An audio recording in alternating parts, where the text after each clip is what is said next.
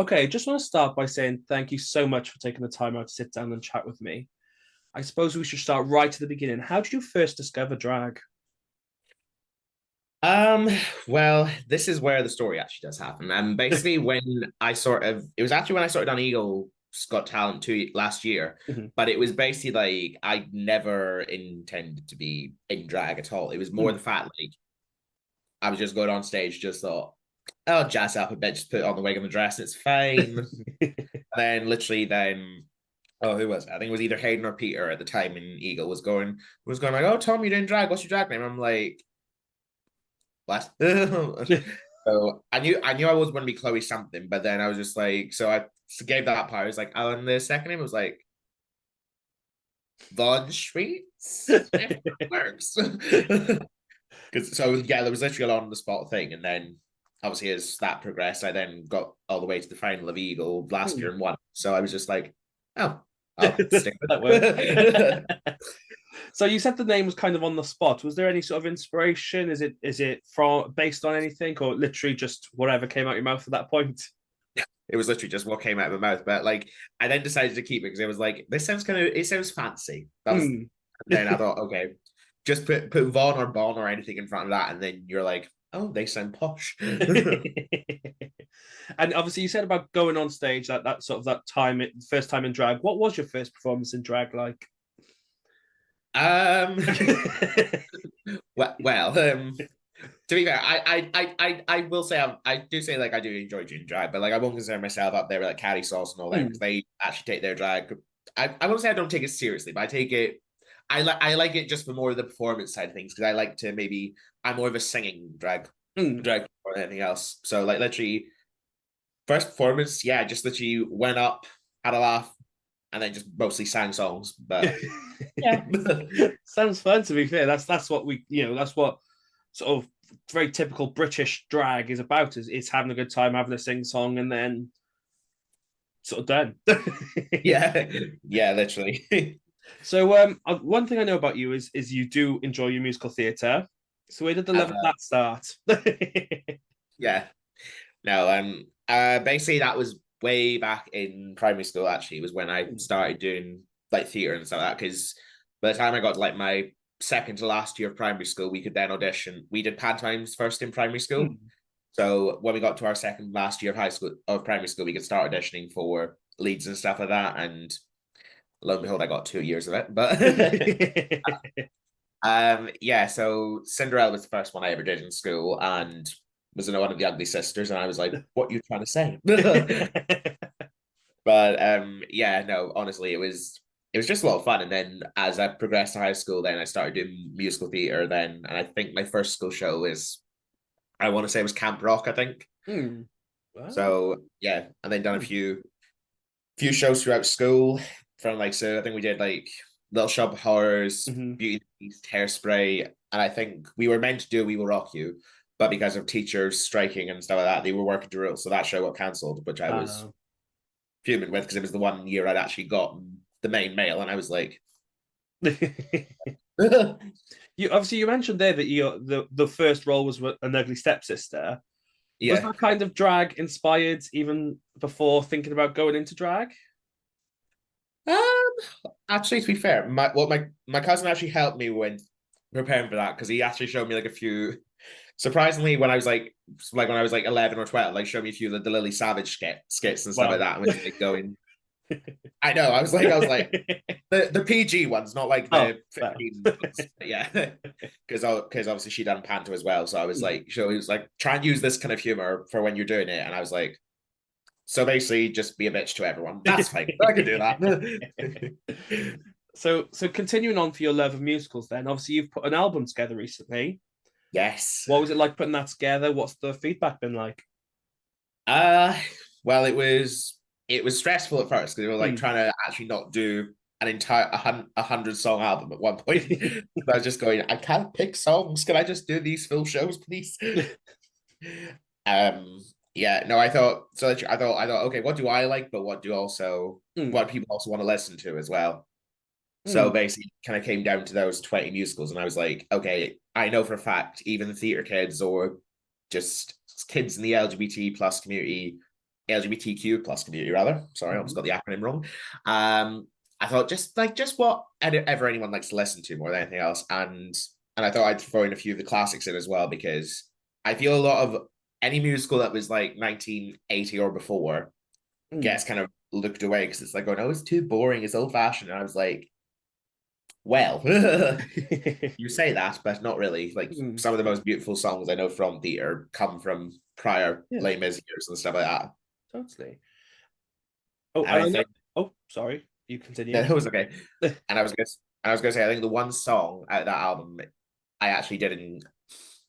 I enjoyed doing, but thought was the most impactful, because I was going to do like a single release before I did the album, but I thought I'll just do it on the album, because I was going to use Somewhere from West Side Story as the single release, because I was like, even though this message was for like obviously for the whole racial thing for West Side Story, it works in the case of LGBT, because it's like we're not out of the woods yet as but so I thought, okay, this still hits quite close to home. Yeah, totally. So from there, then you obviously you've already mentioned, but Eagles Got Talent. So what made you sort of sign up and get involved with that competition? Well, basically, like I wanted to start doing gigs since I moved to Cardiff like 2 years ago, and like I thought, okay, if I can do this, I can maybe try and weasel my way into the thing. And so yeah, that was really all it was, just like maybe get a few gigs down here as well, because I used to perform in my local area a lot up in Glasgow anyway, because like I knew everybody over there, so it was like they were like, "Oh, get Tom do it. He can sing. He'll do 2 hour entertainment." But yeah, so it was just really because like I didn't want to just restrict myself to performing like Amdram just down here. Not saying I don't enjoy it, but just it would be like my own stuff as well. Did you feel added pressure sort of coming in from Glasgow, being sort of a lesser known person? It was a little bit, to be fair, because I was like, I had to think, okay, I'm gonna have to now build my status down here that I did have up there. Not saying I was like international in Glasgow, but like yeah, but still. But yeah, it's like it's the case of I had to try and build myself to be heard of down here. Fabulous. And you did that and more by obviously winning the competition. So what was the feeling of winning like? What was that moment? Okay, I'll say this. I'm glad I didn't cry, because that was all I was going to say. Because I thought, okay, I'm not going to do that, because it just looks like every winner on X Factor since 2006, like oh my god, I can't believe it. But I was quite shocked actually, because I went up against this year's winner last year, because Mikey did last year as well. So I'm like, okay, and I thought, okay, he's brilliant as well, because because he actually does the same Amdram group as me. So I was like, okay. Wow. So I was like, okay, I don't mind losing if it's against you, because obviously it's like the final two. But when they said I'd won, I was like, say what? it like just took me a few seconds to register. Like there is a moment where I was kind of like, but it was like just more, I didn't know how to react. I was like, I think I just literally went, I think my speech was actually just like, cheers, thanks for the money, and let's party. And so off the back of that, then you did another competition, which is kind of where I met you, in person, at the King's Royal Variety Show. So why did you sign up for that one? I've always been going to King's for like a night out, and I do enjoy going there for a night out. So I thought when this came up, I was like, screw it, could be a laugh. And I thought, okay, this is where the big guns are coming out, because we had a lot of big talent. Because obviously we had like My Liege, Carrie Sauce, Bella Stronza, all them coming in to do it, and I was like, okay, this is going to be harder this time. This is the next level. I'm going to be honest, I'd only set myself to getting through past week 3 at most. I was not expecting to get all the way to the finals. I thought, because after week 1, I thought, okay, these guys are the shit. So yeah, it was obviously immensely talented group of people, and it was obviously, in case you forgot, I was on the panel one week, and I do remember. Sort of the discussion upstairs was so intense because everyone brought something so different. Oh yeah. Obviously, throughout the competitions, there was different themed weeks, and one of the weeks that I thought you really excelled was the musical week. So, do you want to talk about that week performance of going to do Belle and what that was like? Well, when I went to do it, I was like, I thought, okay, I've got the look, I've well, maybe except for the ruby slippers. I do actually have character shoes, by the way. It's just I could not find them that day, and I didn't want to go on in my big like silver heels for that thing. So literally, the ruby slippers was the only thing I had left that was like at least a small heel that I could still move about with. But it was just more when I was going around and everyone was going, "Oh, are you doing Dorothy?" I was like, "How is this reading Dorothy?" And I literally had to keep going, okay, don't be that bitch who gets the hell when it comes to saying that. But it was just like I was just going like I was like, no, I'm doing Belle. Just keep just like but yeah, so I thought, okay, I have this down. Because I actually generally thought musicals week, I thought, okay, this might be the one week where I actually maybe I won't say win, but at least maybe close to winning. So I think it was when I got told I was in the bottom with my liege, I was like, okay, was not expecting this, but I thought, okay, because I decided to do Carrie from a Save Me song, I thought, okay, it's as they said, another unknown one, but I was like, okay, I can at least act my ass off with this one. And obviously, despite being such a well-known sort of animated movie, Beauty and the Beast, I think the musical kind of doesn't get the same attention. So yeah, to me, your song, because it was Home you did, wasn't it? Yeah. Yeah. To me, that's such an iconic musical theatre song. However, very few people in the audience actually knew it. Yeah. I think it was a very strange critique to say it's not well known. So how come you chose that song particularly? When I did Beauty and the Beast in 2019, before I moved, like before COVID happened, like I thought it was like there was the one song that I got the most talked about for when I done the musical afterwards. Because I thought, right, okay, it's a ballad. It's like, and because obviously, because I knew Carrie had kind of done well the week before we're doing like Never Enough, and I was like, okay, if I can get a ballad where I can have like a proper moment by the end of the song, then I thought, okay, this might help. I might actually might pull off maybe a win this week because like, and I think, but yeah, it was also just a beautiful song. I was also partly the reason why I chose it. But also, I think as well is when you go into these things. When I go to competition and I hear people sing songs I maybe don't know, I look at it and go, "That's quite a good song. I might learn that." So I thought that was what they would have took away from it. Like, and maybe people could have gone and like going, "Oh, might listen to the musical version of this actually now." Yeah. Because yeah, that's what I try and do when I do shows. It's like I always try and put a few songs in that maybe people don't know, so that if they enjoy the song, they might go back and try and find the original or whatever. And so obviously, as you did say, you did end up in the bottom that week. What was that moment? We've gone from the highs of winning to sort of to be in the bottom. What was that feeling like? What was that moment like? I think seeing as it was the week I thought I was going to excel in, it was a little bit of a kick to the teeth. But I was like, but I didn't take it that much. I was gutted, of course, because obviously like when you're bottom, it's not a nice feeling. But like, I thought, okay, I gotta just work my ass off because I want to win and I want to stay in. So I thought, okay, I might be risking all the caddy, but I kind of want to still do a song where it's at least something I can be passionate about, rather than doing a song like because I think the other two songs I had in my thing were either Hopelessly Devoted or Everything's Coming Up Roses, and I was like, I don't want to just go generic and just do Grease or something like that just because everyone knows it. Not saying I wouldn't have minded doing it, but yeah, I thought I'd rather do a song where I can actually use a bit of interaction as well when I'm doing it. And I think again, Carrie is one I think is a very underrated musical. I was stage manager for it once. It is so powerful, but we could talk about sort of undiscovered musicals for ages. But obviously, your performance did save you, and as you said, you managed to get to the final. What was that putting together the final performance like?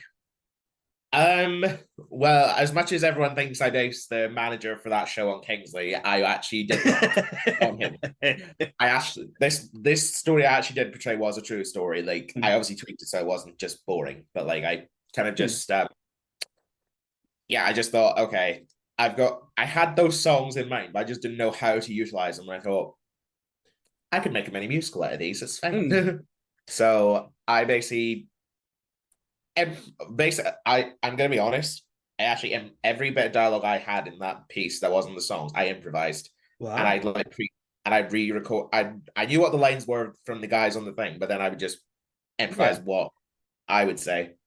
Mm. But the only thing I think that I might have, because I think there was one line I think I actually might have offended some people with that night, was when I said like, "Oh, just basically because I don't look like the skinny minis in the crowd," and I think there was a few people as well like, "Oh," with that, Mm. because I noticed a few reactions. I was like, "Oh, okay," but it was like, but it was kind of what I said at the time as well. To be fair, Mm. because it was well not what I said at the time because I don't remember what exactly I said, but it was close to what I Yeah. might have said at the time. Mm. But I just thought if I can pull this together with these songs, then I might create something that's maybe cool to watch or Mm. whatever. And obviously, like you did mention, but the story was of a teacher who kind of who said you didn't sort of deserve the place, you didn't deserve to be on that stage. So, Yeah. and obviously, as you said, it did. The choice of names did weirdly, coincidentally line up with one of the head judges. Yeah. I think it's just anyone with the name of Hughes. I just think just was like, yeah. So, but during that performance, you did something that we didn't see a lot of from the competition, and that was your choreography, your dance abilities. Mm. How come you waited till the final to pull those skills out and showcase that then? Well, it was kind of like the thing, like I don't want to say saving the best for last because I am not a dancer, so like I'm not saying that now. But like I think it was just because like I think one of Nikki's pet talks before the show was like try and bring something that you've like kept in the Mm. bag for a while. So I thought I could open with a dance number. It might go one way or the other, but we'll see. But yeah, that happened right at the beginning of your routine as well. So keeping up the stamina for the rest, that was a big challenge.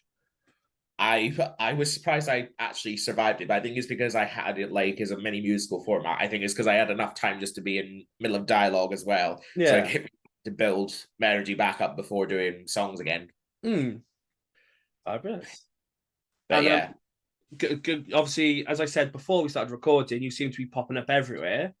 And one of the shows you've got coming up is Blast from the Past. So do you want to talk a little yeah. bit about that and what it is?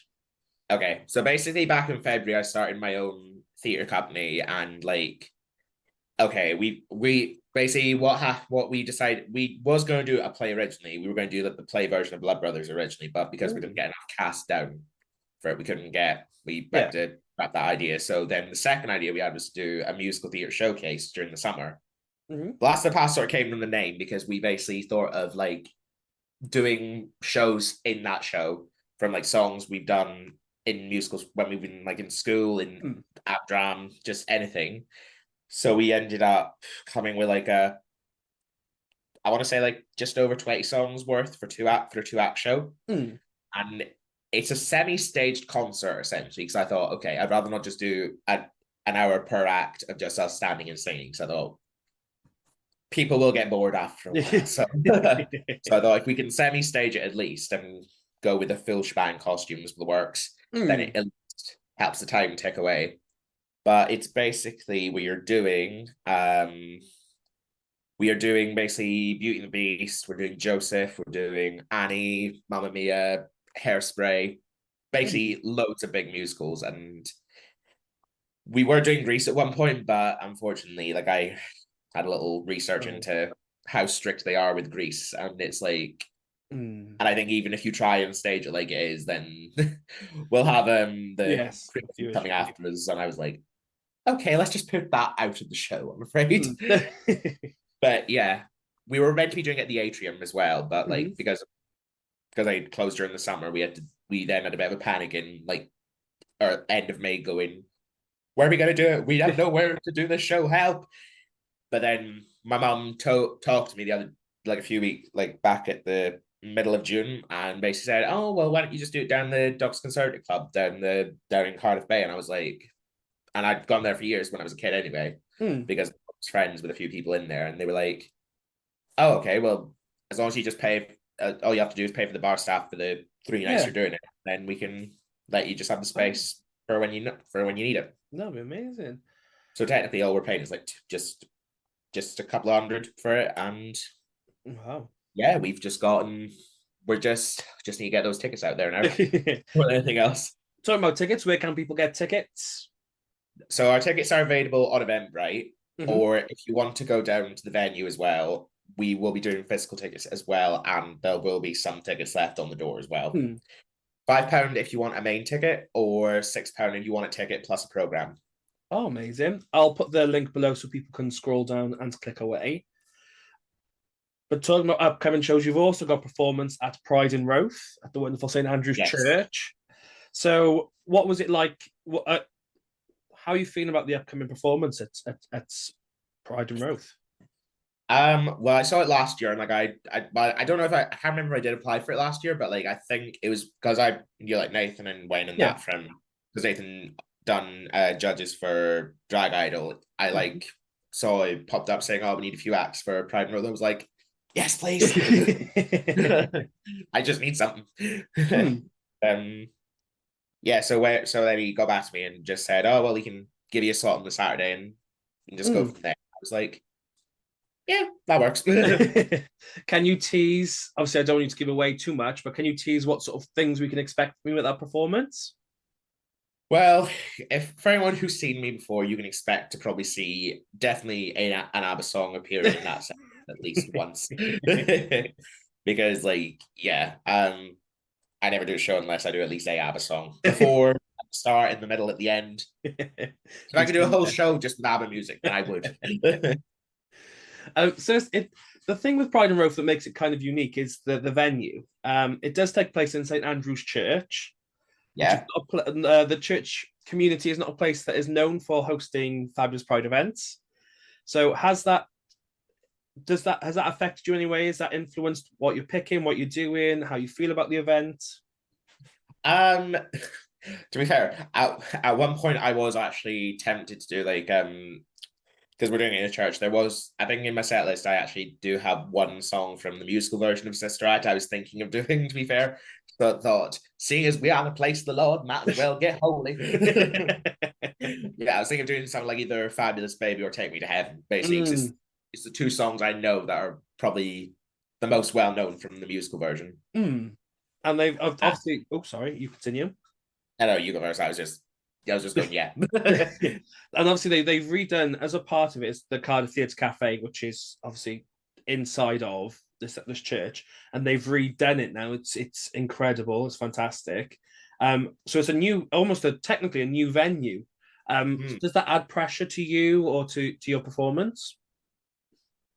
It does a little bit, to be honest, but like I'd rather look at that as more of a positive pressure, to be honest, because like it might be a new venue, but heck, all I think about is like, look, as long as you sell it, as long as you do a good job, you can get asked back to do something there in the future. So that's how I look at it. Oh, amazing. So I am coming to the end of my questions, but I have got a few more. So where can people stay up to date with you? You can either follow me on Instagram or at Chloe Von Schuss 23, or you can follow me on Facebook, where it is literally just Chloe Von Schuss as well. Fabulous. And so what advice do you have for upcoming performers, people looking to get into the industry? Well, the one main thing I would say is don't listen to any haters when you're starting off, because literally they are just there just to be. I'm just trying to think of a right word, because obviously depending on where this is going out. Negative. Yeah, this will just be don't listen to them, because literally, as far as you know, they might just be jealous. But also like, don't let anyone get you down either, because like, if you do encounter people in the industry who do still the same stuff as you, they might try and persuade you to do stuff that might hinder your act. So keep an eye on who your friends are. That's who I will say. Oh, the main one. Thank you so much. That was the last of my questions. But as I said at the beginning, thank you so much for taking the time out to sit down and chat with me. No, thank you for having me. I'll put all the links in the comments so people can scroll down and click away. But lovely speaking to you, and I shall speak to you soon. Yeah, thank you very much, Rhys. Thanks for talking. Bye. Goodbye.